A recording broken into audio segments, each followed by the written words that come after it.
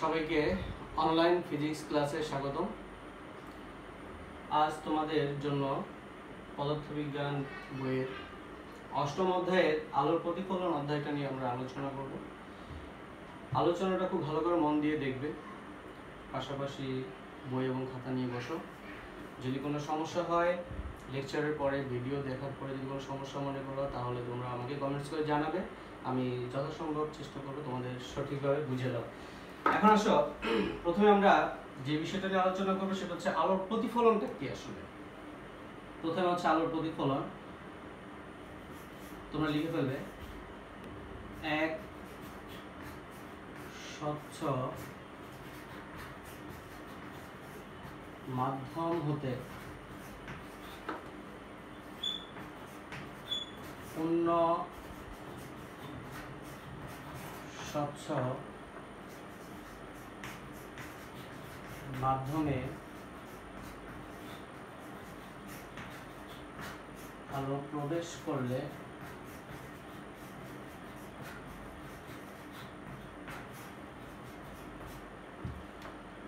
দ্বিতীয় মাধ্যম থেকে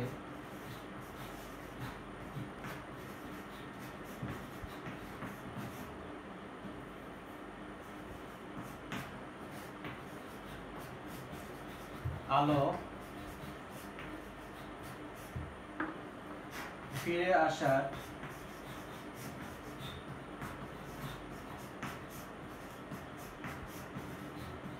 ঘটনাকে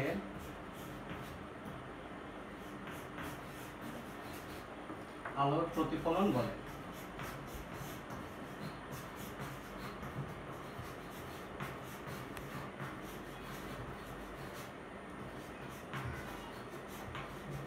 এখানে একটা জিনিস খেয়াল করবে, এখানে বলা হচ্ছে এক স্বচ্ছ মাধ্যম থেকে অন্য স্বচ্ছ মাধ্যমে যখন আলো প্রবেশ করে তখন দ্বিতীয় মাধ্যম থেকে আলোটা আবার ফিরে আসে। এই ফিরে আসার ঘটনাটাকে আমরা বলি আলোর প্রতিফলন। তো এখানে দুটো মাধ্যম, যেমন মনে করো আমরা যখন আয়নার সামনে দাঁড়াই তখন আমাদের চেহারাটা থেকে আলো কাছে যায়, বায়ুর মধ্য দিয়ে যায়, বায়ুটা হচ্ছে একটা মাধ্যম। আবার যখন সেটা কাছে যায়, হ্যাঁ, গাছটা কিন্তু দর্পণ হিসেবে কাজ করে, অর্থাৎ আয়না হিসেবে কাজ করে। অন্য স্বচ্ছ মাধ্যম বলতে আসলে বোঝানো হচ্ছে সেই দ্বিতীয় মাধ্যমটা, অর্থাৎ কাচ। সেখান থেকে কিন্তু আলোটা কি হয়, ফিরে আসে। যখন ফিরে আসে তখন আমরা আবার দেখতে পাই। তখনই এই যে ঘটনাটা, এটাকে আমরা সাধারণত বলে থাকি আলোর প্রতিফলন। এখন আলোর প্রতিফলন আসলে দুই ধরনের হয়। একটা হচ্ছে ব্যাপ্ত প্রতিফলন, আর একটা হচ্ছে নিয়মিত প্রতিফলন। তোমরা সাথে সাথে লিখে ফেলবে, একটা হচ্ছে নিয়মিত প্রতিফলন, আর একটা হচ্ছে ব্যাপ্ত প্রতিফলন। এখন আসো আমরা দেখি নিয়মিত প্রতিফলনটা আসলে কি। নিয়মিত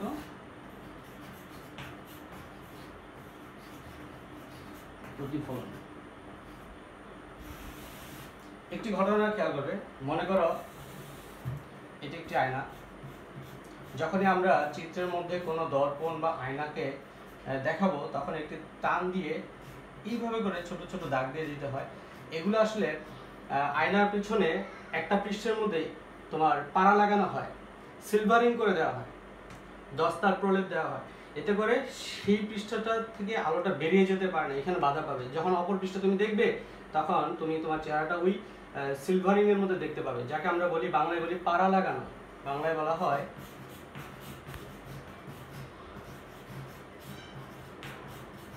পাড়া লাগানো, আর ইংলিশে বলা হয় সিলভারিং।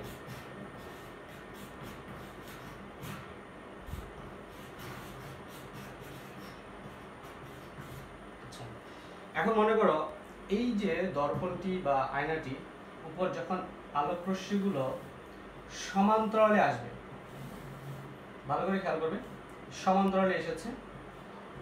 প্রত্যেকটা আলোক রশ্মি সমান্তরাল, তোমরা নিশ্চয়ই বুঝো যে দুটি রেখার মধ্যবর্তী দূরত্ব যদি সবসময় সমান থাকে তখন তাকে আমরা বলি সমান্তরাল। এই আলোক রশ্মিগুলো আসার পরে যদি তারা প্রতিফলিত হওয়ার পর যদি সমান্তরাল থাকে, যদি এভাবে যদি সমান্তরালই আবার প্রতিফলিত হয়, আমরা প্রতিফলনের সংজ্ঞাটা আগে দেখেছি, যেখানে বলা হয়েছিল যে দ্বিতীয় মাধ্যম থেকে সেটা আবার ফিরে আসে। দেখো এখানে আলোগুলো কিন্তু ফিরে আসলো, তিনটে আলোক রশ্মি সমান্তরালে এসেছে, আবার সমান্তরালে কিন্তু ফিরে গেল। কারণ এই ঘটনাটাকে বলা হয় নিয়মিত প্রতিফলন। এখন আমরা দেখব অনিয়মিত প্রতিফলন বা ব্যর্থ প্রতিফলন। এগুলো কিন্তু একদম মৌলিক বিষয়, এগুলো সবসময় মনে রাখার চেষ্টা করবে। এগুলো সাধারণত বোর্ডে দেখা যায় এমসিকিউর জন্য হয়। নিয়মিত প্রতিফলন ব্যর্থ প্রতিফলন কোনটি সেটা বোঝানোর জন্য বোর্ডে এগুলো এমসিকিউর জন্য, অনুধাবন প্রশ্নের জন্য এগুলো লাগে। এখন আমরা দেখব ব্যর্থ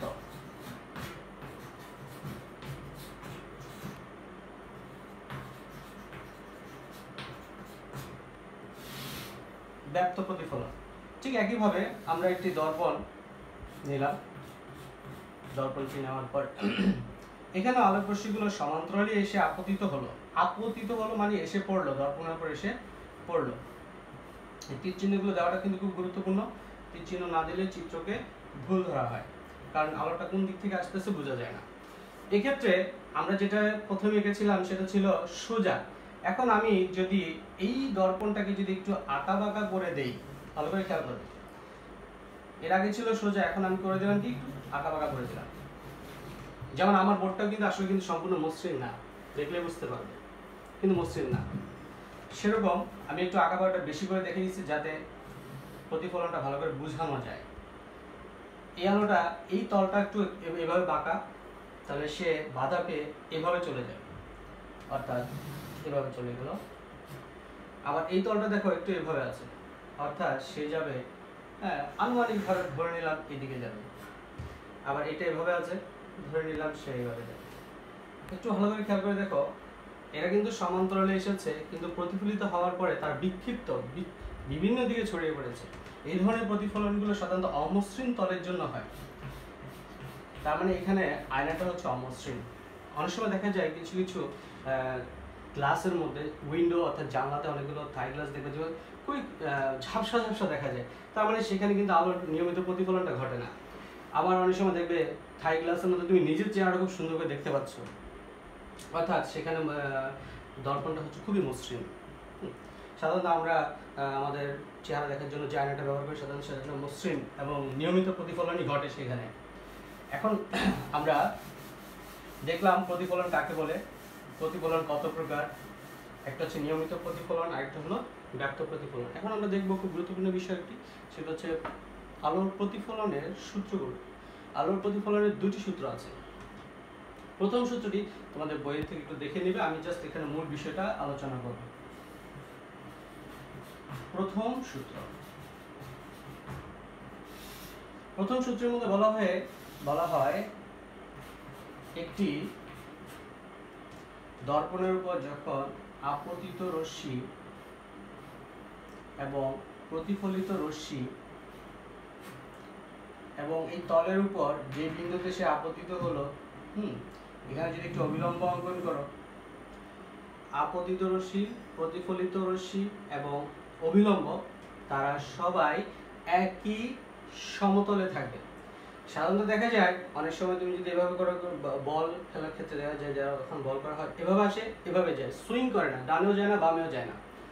তো এই ধরনের ক্ষেত্রে যদি তারা একই তলে থাকে তখন তাকে আমরা বলি প্রথম সূত্র। তার আলোর ক্ষেত্রে এই ঘটনাটাই ঘটে, যখন আলোটা সোজা আসে ডানও যাবে না বামেও যাবে না, সে সোজাসুজি হয় উপরে বা নিচে যে কোনো দিকে প্রতিফলিত হবে, ঠিক আছে, কিন্তু ডানেও যাবে না বামেও যাবে না।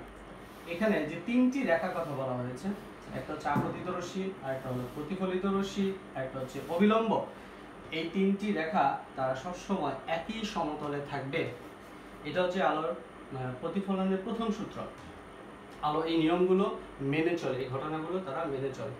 এবার আসো দ্বিতীয় সূত্র। দ্বিতীয় সূত্রের ক্ষেত্রে একটা জিনিস মনে রাখবে যে তোমরা ক্লাস 8-এ সাধারণত পড়েছ যে আপতিত রশ্মি কাকে বলে, প্রতিফলিত রশ্মি কাকে বলে, অবিলম্ব কি। তারপর আমি একটু মৌলিক বিষয়গুলো যেহেতু বোঝাচ্ছি তাই একটু বলবো। যে আলোক রশ্মিটি দর্পণের উপর এসে পড়ে, আপতিত হয়, তাকে বলে আপতিত রশ্মি। যেটা প্রতিফলিত হয়ে ফিরে যায় তাকে বলে প্রতিফলিত রশ্মি। এবং এই দর্পণটার উপর যদি একটি লম্ব অঙ্কন করো, আপতন বিন্দু, এখানে যে বিন্দুটাতে আপতিত হলো সেটাকে বলে আপতন বিন্দু। এখানে যদি একটি অভিলম্ব লম্ব রেখা অঙ্কন করো তাকে বলে অভিলম্ব। হ্যাঁ, এই আপতিত রশ্মি অবিলম্বের সাথে যে কোণ উৎপন্ন করবে তাকে বলা হয় আপতন কোণ, আর প্রতিফলিত রশ্মি অবিলম্বের সাথে যে কোণ উৎপন্ন করে তাকে বলা হয় প্রতিফলন কোণ। এখন আপতন কোণ,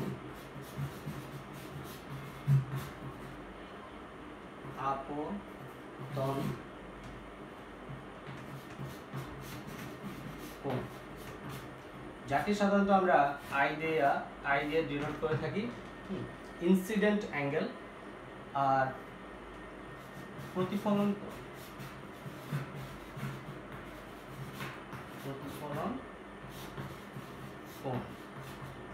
যাকে সাধারণত আর দ্বারা ডিনোট করা হয়, হ্যাঁ, রিফ্লেক্টেড অ্যাঙ্গেল। সাধারণত এখানে তাহলে এখানে যে কোণটা হলো সেটা হচ্ছে আপতন কোণ, এখানে যে কোণটা হলো সেটা হচ্ছে প্রতিফলন কোণ। দ্বিতীয় সূত্র বলছে এই আপতন কোণ এবং প্রতিফলন কোণ সব সময় কি থাকবে? সমান থাকবে। তাহলে তোমরা যখন খাতায় লিখবে তখন আমার কথাটা লিখে ফেলবে অথবা বই থেকে দেখে লিখে নেবে।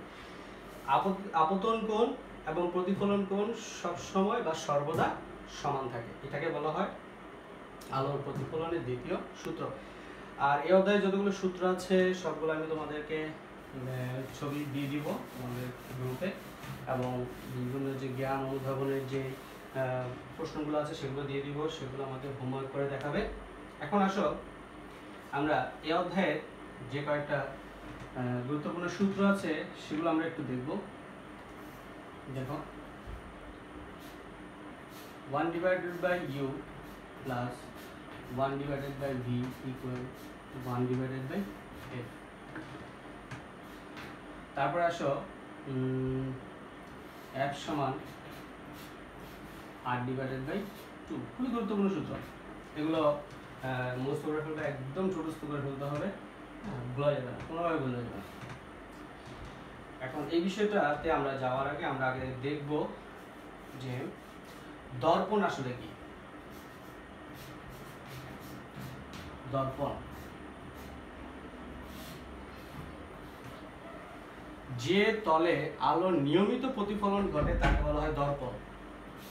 তাহলে যে তলে আলোর নিয়মিত প্রতিফলন ঘটে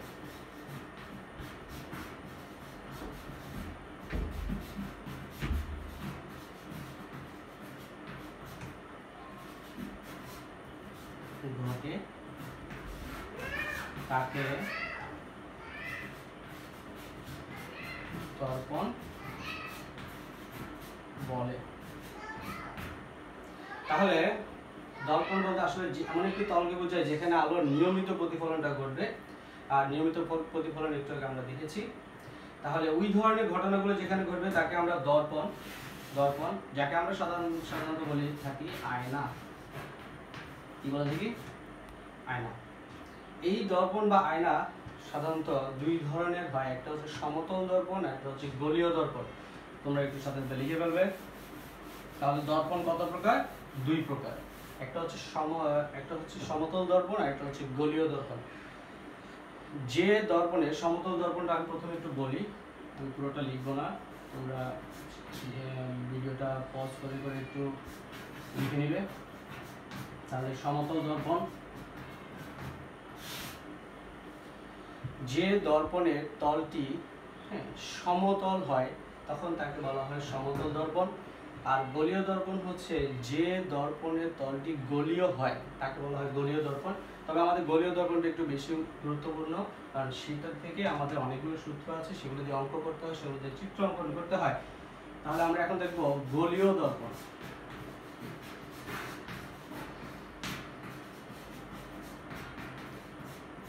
গোলীয় দর্পণ, এখন আসো এই যে গোলীয় দর্পণ, এই গোলীয় দর্পণ আবার দুই ধরনের হয়, একটা হচ্ছে উত্তল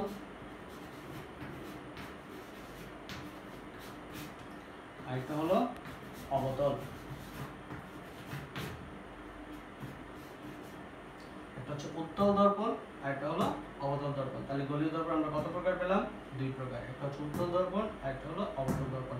এখন আমরা উত্তল এবং অবতল দর্পণ নিয়ে একটু আলোচনা করব, সেটা একটু খেয়াল করব।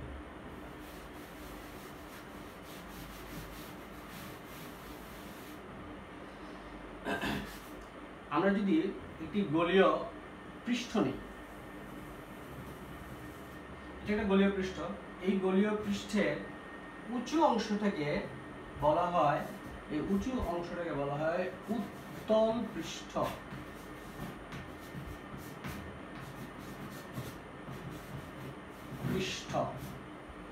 আর যেটা নিচু অংশ একটু ভিতরের দিকে চাপা থাকে, এটাকে বলা হয় অবতল পৃষ্ঠ।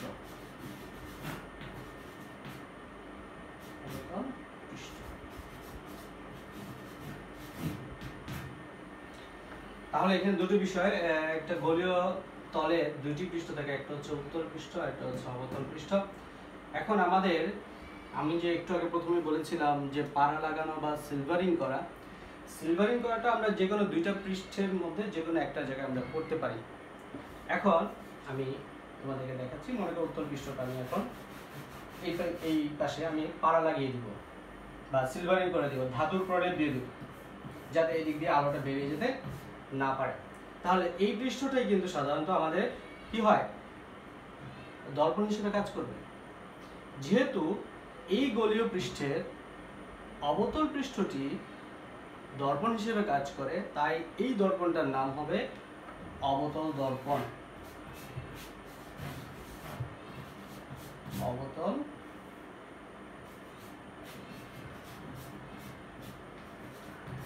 অবতল দর্পণ, ঠিক আছে।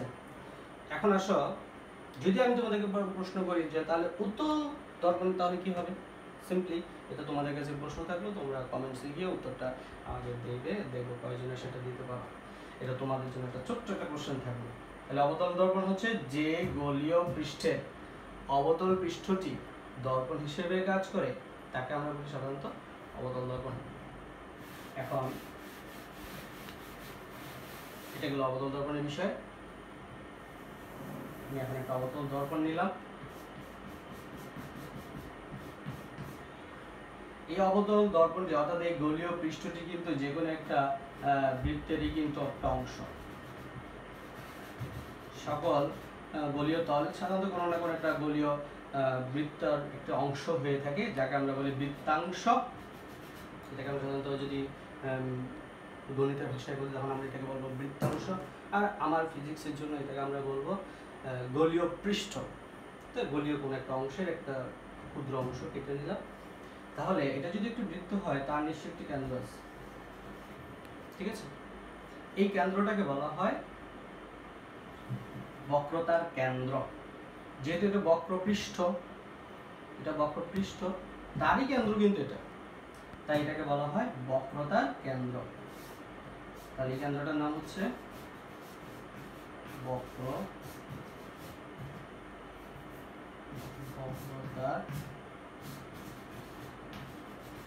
কেন্দ্র। এবার আসো, এই যে গোলীয় পৃষ্ঠটা আছে তার একটা নিশ্চয়ই মধ্যবিন্দু আছে। এই যে মনে করো এখানে ধরে নিলাম, যদি এটা তোমাদের স্কেল দিয়ে একটু সুন্দর করে কেটে নিয়ে তোমরা হিসাব করে ধরতে পারবা, তাহলে একটা মধ্যবিন্দু থাকবে। এই মধ্যবিন্দুটাকে সাধারণত বলা হয় মেরু, ঠিক আছে। এখন তাহলে বক্রতার কেন্দ্রটা হলো এই গোলীয় পৃষ্ঠের যে কেন্দ্র, তাকে বলা হয় বক্রতার কেন্দ্র।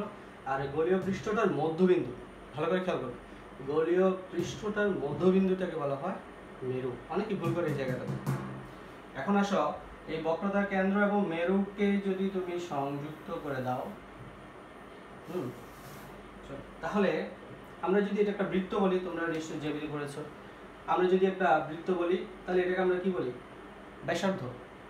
তাহলে আমার ফিজিক্সে এখানে আমরা এটাকে বলবো বক্রতার ব্যাসার্ধ। যেহেতু এটা বক্র অংশেরই ব্যাসার্ধ, তাই এটাকে আমরা বলবো বক্রতার ব্যাসার্ধ। তাহলে বক্রতার কেন্দ্র থেকে মেরু পর্যন্ত যে দূরত্ব, তাকে বলা হয় বক্রতার ব্যাসার্ধ, ঠিক আছে। একে আমরা বলবো কি, বক্রতার ব্যাসার্ধ। তাহলে এখানে আমরা তিনটি জিনিস শিখলাম, খুবই গুরুত্বপূর্ণ। একটা হচ্ছে বক্রতার কেন্দ্র, আরেকটা হলো মেরু, আরেকটা হলো বক্রতার ব্যাসার্ধ। এখন আসো, এই বক্রতার কেন্দ্রটাকে সাধারণত সি দ্বারা প্রকাশ করা হয়, বলা হয় সি দিয়ে, কারণ সেন্টার। আর মেরু, মেরুকে সাধারণত পি দ্বারা প্রকাশ করা হয়, কারণ পোল। আর বক্রতার ব্যাসার্ধ, ব্যাসার্ধের ইংরেজি হচ্ছে তোমরা জানো রেডিয়াস, তাই এটাকে আমরা ছোট হাতের আর দ্বারা প্রকাশ করি, ছোট হাতের আর। ঠিক আছে, তো এখানে বড় হাতের পি দিয়েই আমরা সাধারণত করে থাকি, এটাও ছোট হাতের হয় না, এটাও বড় হাতের হয়। তাহলে বক্রতার ব্যাসার্ধ কি দ্বারা প্রকাশ করা হয়? আর। তাহলে এখানে দেখো এই যে এখানে কিন্তু আমাদের আরটা চলে আসছে সূত্রের মধ্যে, দেখো এই আরটাই হচ্ছে বক্রতার ব্যাসার্ধ। ধাপে ধাপে আরো আসবে, খেয়াল করবে। এই সূত্রটুকু পর্যন্ত আজকে আমাদের একটু আলোচনাটা আমি শেষ করব। এরপরে প্রতি যে ভিডিওটা আসবে সেটার জন্য তোমাদেরকে আমি জানিয়ে দিব কখন, যত তাড়াতাড়ি পারি দেওয়ার চেষ্টা করব। এবার আসো, এই দর্পণটা নাম হলো অবতল দর্পণ। এটা তার কেন্দ্র, এটা তার মেরু। এই যে বক্রতার কেন্দ্র এবং মেরুর মধ্য দিয়ে যে সরল রেখাটা টানা হয় বা যে সরল রেখাটি গমন করে তাকে আমরা বলি প্রধান অক্ষ। কি বলা হবে? প্রধান অক্ষ। খুবই গুরুত্বপূর্ণ বিষয়, অনেকে এগুলো উল্টাপাল্টা করে। হ্যাঁ, কিছু আছে মৌলিক অক্ষ, গৌণ অক্ষ, প্রধান অক্ষ। তবে বক্রতার কেন্দ্র এবং মেরুর মধ্য দিয়ে গমনকারী সরল রেখাটাকে আমরা বলে থাকি প্রধান অক্ষ। এখন আয়তক রশ্মি প্রধান অক্ষের সমান্তরালে, তোমাদের একটু আগে বলেছিলাম যে সমান্তরাল বলতে আসলে আমরা যেটা বলি যে দুটি রেখা যাদের মাঝখানের মধ্যবর্তী যে দূরত্বটা আছে সেটা সবসময় কি থাকবে? সমান থাকবে। তাহলে এই আলোক রশ্মিটি প্রধান অক্ষের সমান্তরালে দর্পণের উপর আপতিত হলো। আবার এখান দিয়ে একটু দেখাই একইভাবে। প্রধান অক্ষের সমান্তরালে একটি আলোক রশ্মি দর্পণের উপর আপতিত হলো, মানে মনে করো এটা দর্পণ, এই অংশটা আমি এখান থেকে লাইট মারলাম, আলোগুলো ঠিক সমান্তরালে দর্পণের উপর পড়বে। যদি সেটা প্রধান অক্ষের সমান্তরালে হয়, শর্তটা খেয়াল করবে, যদি প্রধান অক্ষের সমান্তরালে হয় তাহলে দুটো আলোক রশ্মি প্রতিফলিত হওয়ার সময় তারা একটা নির্দিষ্ট বিন্দু দিয়ে যাবে।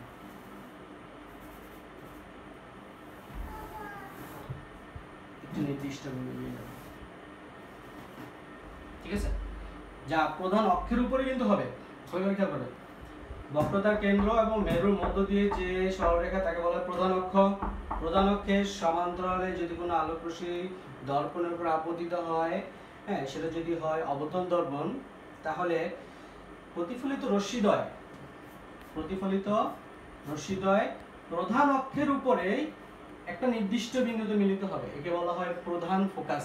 আমরা সাধারণত মোবাইলে বলি যে ফোকাসিং করতে হয়, অর্থাৎ দর্পণের যে আলোকগুলোকে একটা নির্দিষ্ট জায়গায় ফেললে যেখানে আলোগুলো পড়লে, হ্যাঁ, ছবিটা ভালো দেখাবে, যাকে আমরা সাধারণত বলি মোবাইলের ক্ষেত্রে বলি ফোকাসিং করা। হ্যাঁ, ঠিক এইভাবেই আলোগুলোকে একটা নির্দিষ্ট বিন্দুতে পড়লে ওই জায়গায় যে ছবিটা আছে দূর থেকে সেই ছবিটা ভালো হবে। আচ্ছা, এই বিন্দুটা হলো প্রধান ফোকাস, এটাকে আমরা সাধারণত বড় হাতের আর দ্বারা প্রকাশ করি। ওকে, এখন এই যে বিন্দুটা, যদি এখানে একটু ভালো করে দেখাই, এই বিন্দুটা এবং মেরু, এই দুইয়ের যে মধ্যবর্তী যে দূরত্ব, ভালো করে খেয়াল করবে, এই যে মধ্যবর্তী যে দূরত্বটা, এই দূরত্বটাকে বলা হয় ফোকাস দূরত্ব।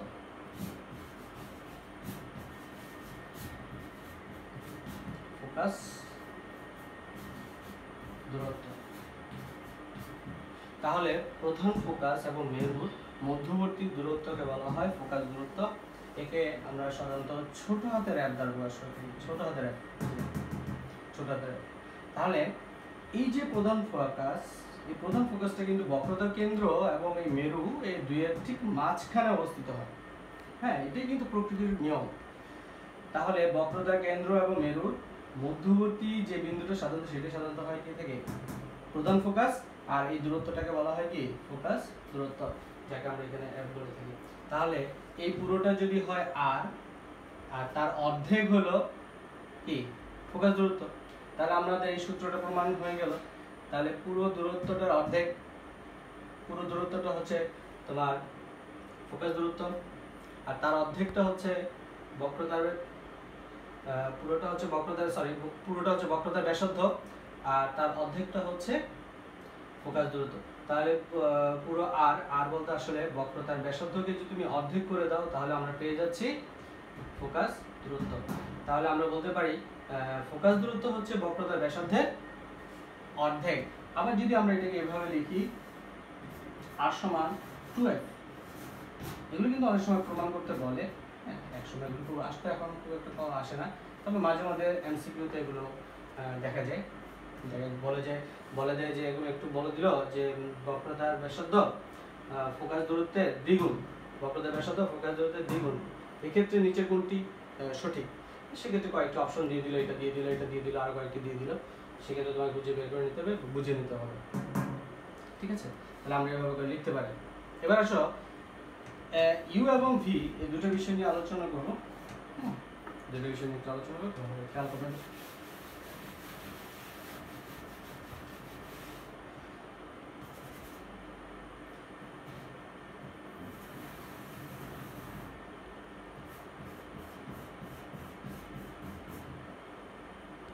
তাহলে এখানে এই বিন্দুটাকে আমরা ধরলাম মেরু, আর এর একটা নির্দিষ্ট কেন্দ্র আছে যেটা আমরা বলি বক্রতার কেন্দ্র, এর মধ্য দিয়ে গমনকারী সরলরেখাকে বলা হয় প্রধান অক্ষ, আর এই দুইয়ের ঠিক মাঝখানে বিন্দুটাকে আমরা বলবো প্রধান ফোকাস, যেটা আমরা এক দ্বারা প্রকাশ করি। এখন একটি মনে করি এটা হচ্ছে একটি আয়না, তার সামনে একটি লক্ষ্যবস্তু রাখবো, এই লক্ষ্যবস্তুটাকে রাখলাম, এই যে লক্ষ্যবস্তু এটার নাম দিলাম মনে করো এ এবং বি, এবি লক্ষ্যবস্তুটাকে দর্পণের মেরু থেকে দূরত্বটা হিসাব করতে হবে, সকল দূরত্ব মেরু থেকে হিসাব করতে হবে, সকল দূরত্ব মেরু থেকে হিসাব করতে হবে। তাহলে এই যে দূরত্বটা এখান থেকে এটার যে দূরত্বটা, এই দূরত্বটাকে বলা হয় লক্ষ্যবস্তুর দূরত্ব, যাকে আমরা ইউ দ্বারা প্রকাশ করি। তোমরা সাথে সাথে খাতায় লিখে রাখবে, আমি এখানে লিখছি না। ইউ হচ্ছে লক্ষ্যবস্তুর দূরত্ব। তাহলে দর্পণের মেরু থেকে লক্ষ্যবস্তু যত দূরে আছে সেই দূরত্বটাকে বলা হয় লক্ষ্যবস্তুর দূরত্ব, যাকে ইউ দ্বারা প্রকাশ করা হয়। তোমরা সাথে সাথে লিখে রাখবে। এবার আসো, আমি যদি এটার একটা প্রতিবিম্ব, অর্থাৎ আমরা যে আয়নাতে যে ছবিটা দেখতে পাই আমাদের, সেই ছবিটা দেখতে কেমন হবে, নিয়মগুলো আমি পরে শিখিয়ে দিব। এখন আপাতত ভিটাকে বোঝানোর জন্য আমি এটা একে দেখাচ্ছি, খেয়াল করবেন। একটি আলোকরশ্মি লক্ষ্যবস্তুর শীর্ষবিন্দু থেকে একটা আলোকরশ্মি দর্পণের উপর আপতিত হয়ে, আমরা দেখো এই আগে বলেছিলাম প্রধান অক্ষের সমান্তরালে যদি হয়, প্রধান অক্ষের সমান্তরাল হলে সে কিন্তু প্রধান ফোকাস দিয়ে চলে যাবে। ঠিক আছে, আবার দেখো ঠিক তার উল্টো ঘটনাটা যদি ঘটে, যদি প্রধান ফোকাস দিয়ে আসে তাহলে কি হবে, সমান্তরালে আসলে যদি প্রধান ফোকাস দিয়ে যায় তাহলে প্রধান ফোকাস দিয়ে আপতিত হলে সমান্তরালে যাবে, তার উল্টো ঘটনা। তাহলে এটা একটা প্রতিফলিত রশ্মি, এটা আরেকটা প্রতিফলিত রশ্মি, তারা কোথায় মিলিত হলো, এখানে। তাহলে এই শীর্ষবিন্দুটার একটি প্রতিবিম্ব বিন্দু এখানে পাওয়া যাচ্ছে। তাহলে এখান থেকে যদি আমরা একটা দর্পণ পুরোটা হিসেব করি, তাহলে এখান থেকে একটা আমরা একটি চিত্র যদি অঙ্কন করে দেই এবং লম্ব রেখা এঁকে দেই, তাহলে এটা হয়ে যাবে প্রতিবিম্ব, যা আমরা বলি বিম্ব। তাহলে এ বি যদি হয়, তাহলে এটা একটা নাম দিলাম এ প্রাইম, আর এটা হলো বি প্রাইম। তাহলে এখানে আমাদের লক্ষ্যবস্তুটা হচ্ছে এ বি, আর প্রতিবিম্বটা হচ্ছে এ প্রাইম বি প্রাইম। এই যে প্রতিবিম্বটা দর্পণের মেরু থেকে কত দূরে আছে, কতটুকু দূরে আছে, এই দূরত্বটাকে বলা হয় কে, প্রতিবিম্বের দূরত্ব। তাহলে আমরা দেখলাম ইউ হচ্ছে লক্ষ্যবস্তু দূরত্ব, ভি হচ্ছে প্রতিবিম্বের দূরত্ব, আর এফ তো আগে বলেছি ফোকাস দূরত্ব, আর আর হচ্ছে বক্রতার ব্যাসার্ধ। আজ এই পর্যন্তই থাক। এরপরে আমরা চিত্র অঙ্কনের নিয়মগুলো তোমাদেরকে দেখিয়ে দিব। 6টি চিত্র অঙ্কনের নিয়ম আছে, ওই 6টা থেকেই পরীক্ষায় আসবে, এর বাইরে আসবে না। ওই 6টা আমি সুন্দর করে দেখিয়ে দেওয়ার চেষ্টা করব।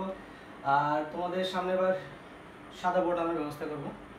যদি আপাতত এটাই পাচ্ছি, বাইরেও যেতে পারছি না, কোচিংয়ে যেতে পারছি না, কোচিং থেকে আশা করি একটা নিয়ে আসার চেষ্টা করব। আপাতত আজকে এটা কষ্ট করে দেখো, সামনের ক্লাসে ইনশাল্লাহ আমি সাদা বোর্ডের উপরে মার্কার দিয়ে লিখবো, তখন আসলে একটু দেখতে ভালো হবে। এখন আপাতত এটা একটু ভালো করে খেয়াল করবা, এটা একটু ভালো করে মন দিয়ে ভাবে পজ করে করে করে করে দেখবা। আজকের জন্য এতটুকুই থাক। আল্লাহ হাফেজ। সাবধান থাকবে, ঘরেই থাকবে, বের হবে না।